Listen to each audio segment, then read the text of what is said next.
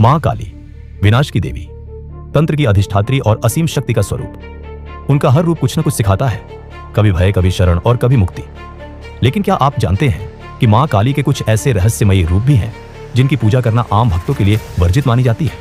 ये ऐसे रूप हैं जिनका उल्लेख तंत्र ग्रंथों में मिलता है, जहां साधना का रास्ता सीधा नहीं बल्कि डरावना और खतरनाक होता है।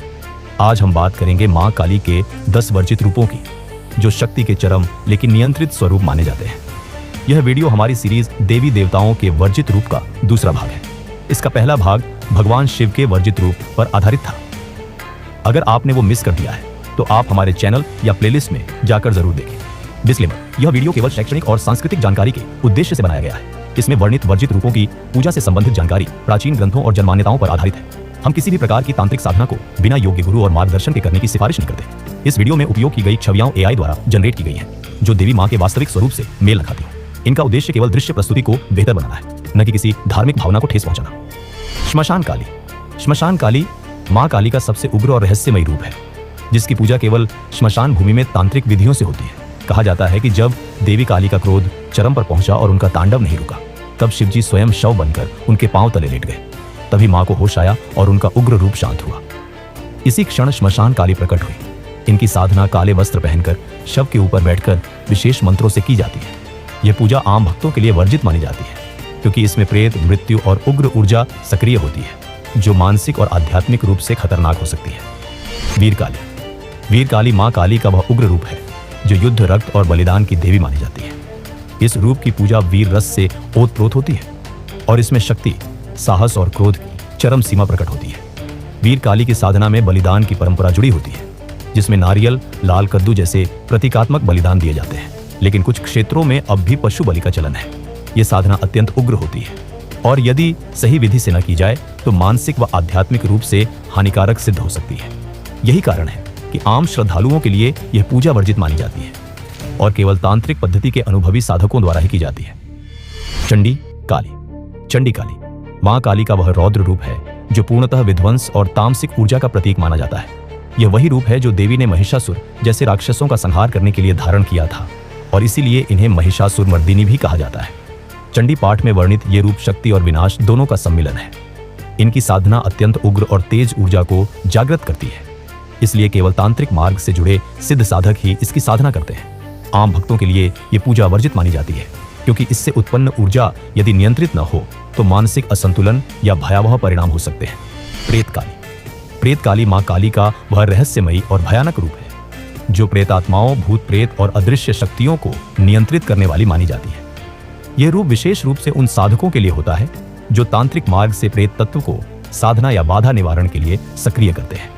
इनकी साधना में विशिष्ट प्रेत मंत्रों, राख, हड्डियों और रात्रि में की जाने वाली तांत्रिक विधियों का प्रयोग होता है। आम लोगों के लिए यह पूजा वर्जित मानी जाती है, क्योंकि इसमें डर, मानसिक भ्रम और ऊर्जात्मक असंतुलन का खतरा होता है। यह साधना केवल उन सिद्ध साधकों द्वारा की जाती है जिनका मानसिक और आत्मिक संतुलन अत्यंत दृढ़ हो। गुह्य काली। गुह्य काली मां काली का वह गुप्त और रहस्यमयी रूप है जिसे विशेष तंत्र मंत्रों में वर्णित किया गया है।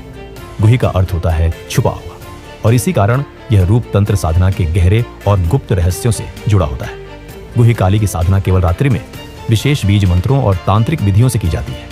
इस साधना में एक छोटी सी गलती भी साधक के लिए मानसिक, भौतिक और आध्यात्मिक रूप से खतरनाक हो सकती है। इसलिए यह साधना केवल उन तांत्रिक साधकों द्वारा की जाती है जिन्होंने इस मार्ग में गहरी दीक्षा प्राप्त की हो।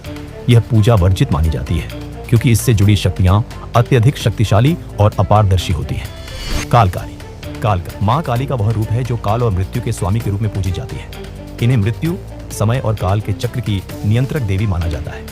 यह रूप विशेष रूप से काल भैरव से जुड़ा हुआ है, जो समय और मृत्यु के देवता है। काल काली की पूजा मृत्यु तंत्र और काल तंत्र के अभ्यासियों द्वारा की जाती है, क्योंकि यह साधना अत्यधिक रहस्यमयी और उग्र होती है। काल काली की शक्तियां इतनी भयंकर होती हैं कि यदि इन्हें बिना उचित साधना के पूजा की जाए तो मानसिक और शारीरिक हानि हो सकती है। साधक को इनकी पूजा से पहले विशेष दीक्षा और गहन साधना की आवश्यकता होती है, तभी यह साधना सफल होती है। दक्षिण काली।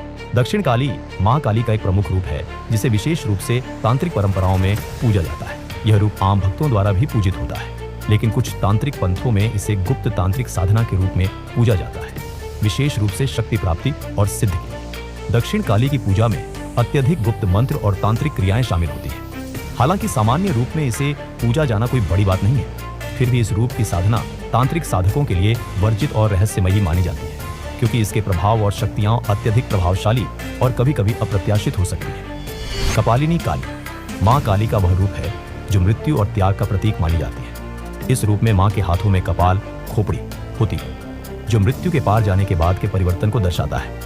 कपालिनी काली का रूप तंत्र साधकों के लिए अत्यंत महत्वपूर्ण है, क्योंकि इसमें शव साधना और कपाल क्रिया जैसी गहरी तांत्रिक विधियां शामिल होती है। ये साधना उन साधकों के लिए है जो जीवन मृत्यु के चक्र को समझते हैं और उससे पार पाने के लिए आत्मिक उन्नति के मार्ग पर चल रहे होते हैं। इस रूप की पूजा आम जन के लिए पूरी तरह से वर्जित मानी जाती है, क्योंकि यह अत्यधिक उग्र और रहस्यमयी साधना होती है, जिसे केवल कुछ ही सिद्ध तांत्रिक साधक जान सकते हैं। रक्त काली मां काली का वह रूप है जो रक्त की शक्ति और प्राण ऊर्जा से जुड़ा हुआ माना जाता है। इस रूप की पूजा में विशेष मंत्रों और बलिदान क्रियाओं का उपयोग किया जाता है, ताकि साधक को शक्ति और ऊर्जा प्राप्त हो सके। रक्त काली की साधना अत्यंत उग्र और संवेदनशील होती है, क्योंकि यह प्राचीन तांत्रिक परंपराओं में शक्तिशाली और गहन साधना के रूप में मानी जाती है। कहा जाता है कि बिना सही विधि और नियमों के इस रूप की साधना करने से साधक को ही मानसिक, शारीरिक और आध्यात्मिक नुकसान हो सकता है। यह पूजा केवल सिद्ध तांत्रिक साधकों द्वारा ही की जानी चाहिए, जिनके पास इस साधना की सही विधियाओं और शक्ति का ज्ञान हो। त्रिनेत्र काली मां काली का वह रूप है जिसमें 3 नेत्र होते हैं, जो अतीत, वर्तमान और भविष्य को देखने की शक्ति रखते हैं। इस रूप की साधना के दौरान साधक भविष्य दर्शन, काल नियंत्रण और गुप्त ज्ञान प्राप्त करने की क्रियाएं करते हैं। त्रिनेत्र काली की शक्ति अत्यधिक गहन और रहस्यमयी होती है, क्योंकि यह साधना व्यक्ति को समय के 3 आयामों के बीच यात्रा करने की क्षमता प्रदान करती है। हालांकि यदि साधक मानसिक रूप से स्थिर नहीं है, तो यह साधना उसे विक्षिप्त भी कर सकती है। इसलिए त्रिनेत्र काली की पूजा और साधना वर्जित मानी जाती है, और इसे केवल उन सिद्ध साधकों द्वारा किया जाना चाहिए जिनका मानसिक संतुलन पूरी तरह से मजबूत हो। तो दोस्तों, ये थे मां काली के 10 वर्जित रूप, जिनकी पूजा और साधना केवल विशेष तांत्रिक साधकों के लिए मानी जाती है। इन रूपों की शक्ति बहुत अधिक होती है, और इसलिए इनकी साधना में अत्यधिक सावधानी बरतने की आवश्यकता होती है। अगर आप इन रूपों के बारे में और गहरे जानना चाहते हैं, तो हमेशा योग्य गुरु की सलाह लें और सही मार्गदर्शन प्राप्त करें। अगर आपको हमारा यह वीडियो पसंद आया हो तो लाइक और सब्सक्राइब जरूर करें, और साथ ही बेल आइकन दबाना न भूलें, ताकि आपको हमारे आने वाले वीडियोस के नोटिफिकेशन मिल सके।